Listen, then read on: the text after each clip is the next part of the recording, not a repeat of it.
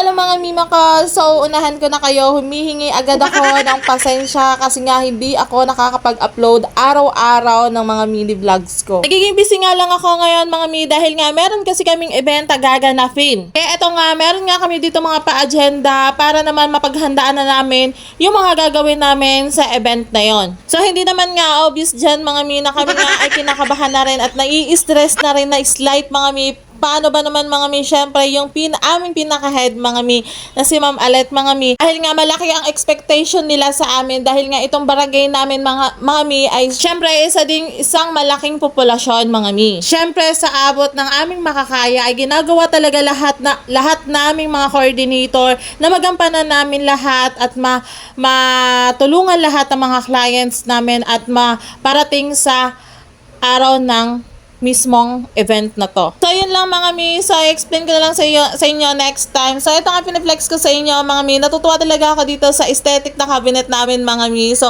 sobrang ganda lang niya. So, limang patong na siya mga mi. I mean, limang cabinet na siya mga mi. Yan. So, marami ka talaga mailalagay dyan. Tsaka nakakatuwa. Sobrang ganda niya at bumabagay-bagay talaga siya dyan sa office namin. Tapos nga yan mga mi, nakauwi na nga ako dyan sa bahay at ito nga yung mood ko.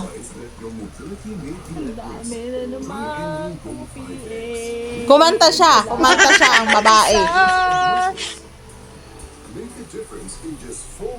Hoy, Superman. Ano man? Tanggalin ko yung damit mo, Superman. Superman ka, pala iyak ka naman. Sobra. No.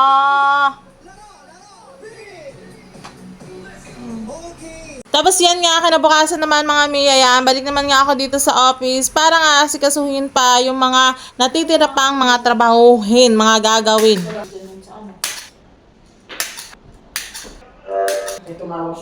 Tapos kinabukasan nga ulit yan mga mi, pinapa-fast forward ko na talaga mga mi kasi sobrang haba mga video ko mga mi. Ayan, dito lang ako, tiningnan ko yung bahay na pinauumpisahan na ng kapatid ko, ng kuya ko. So, siya nga nagpauumpisa nito mga mi and finally talagang magagawa na siya and nag-uumpisa na talaga mga mi. Quick story lang mga mi, alam nyo ba itong bahay na to mga mi, sobrang andami na talagang pinagdaanan nito, tapos andami talagang memories nito mga mi. So, meron pa ako dyan memories ng dati kong kinakasama. So, ayan, sumalangit nawa ang kanyang kaluluwa. Talagang, yan yung talaga dapat yung makakasama ko. So, hindi nga pinalad at dahil nga matigas ang ulo, ayan, yan, sumama agad. Kaya ayun, so, mabalik tayo dito mga mi. Sobrang tagal na kasi na talaga nitong bahay na to mga mi. At hindi pa talaga to, never pa talaga namin to napaumpisahan. Kaya buti na lang yung kapatid ko ngayon, ayan, pinauumpisahan niya na talaga ngayon. Kaya nakakatuwa naman kasi, alam mo yung kahit hindi naman siya masyadong kalakihan, ang dami namang umaangkin, gustong angkinin, Diyos ko. Pagaanhin nyo yung malaking bahay kung hindi naman kayo magkikita-kita. Miyo. Ayaw nyo na lang magpasalamat kung anong meron kayo. Kung kami nga tagal namin inantay to, talagang nagpapasalamat kami at nauumpisahan na tong bahay ng kapatid ko at hindi na mapapalayas.